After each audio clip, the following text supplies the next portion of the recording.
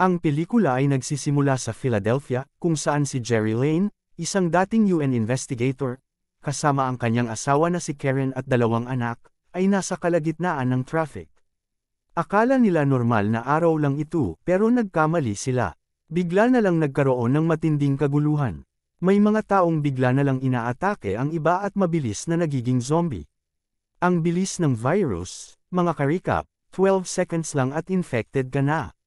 Dito pa lang, makikita na natin ang tema ng pelikula, mabilis at walang awa ang takbo ng pandemic. Hindi lang ito tungkol sa takot, kundi sa survival sa harap ng hindi maipaliwanag na kalamidad. Sa gitna ng kaguluhan, nagdesisyon ang pamilya na tumakas papuntang Newark, New Jersey. Dito, nakahanap sila ng pansamantalang matutuluyan sa isang apartment na tinitirhan ng mag-asawa at ang kanilang anak na si Tommy. Ngunit hindi safe ang lugar na ito, mga ka-recap. Palapit na ang mga zombie, at kailangang makahanap ng paraan ang pamilya upang makaalis. Buti na lang, isang lumang kaibigan ni Jerry, si Thierry, ang tumulong sa kanila. Nagpadala siya ng helicopter para mailikas ang pamilya ni Jerry kasama si Tommy. Dinala sila sa isang US Navy ship sa Atlantic, kung saan pinag-aaralan ng mga eksperto ang misteryosong outbreak.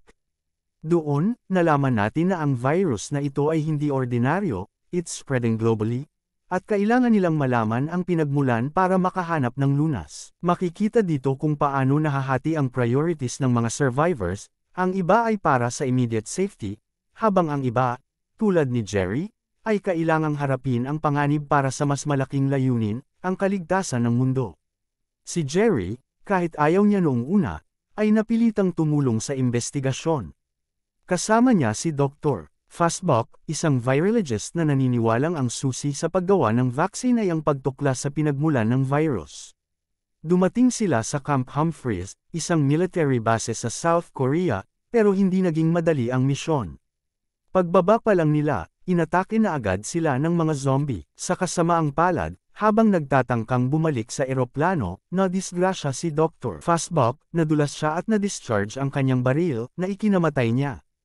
Ang bigat ng responsibility, napunta lahat kay Jerry. Sa isang laboratorio, nalaman ni Jerry mula sa mga natirang sundalo ang kwento ng virus.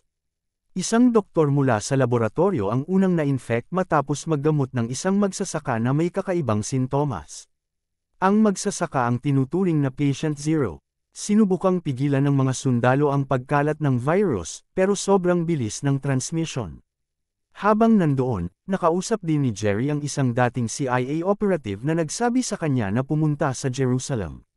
Bago pa man kumalat ang outbreak, alam na raw ng Israeli Mossad ang tungkol dito at nagtayo na sila ng mga pader para protektahan ang lungsod.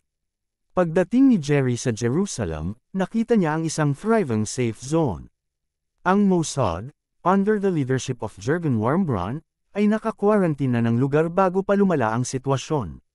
Pero habang nakikita ni Jerry ang safety ng lugar, isang malaking problema ang lumitaw, naging sobrang maingay ang mga tao dahil sa kasiyahan, at na-attract nito ang mga zombies.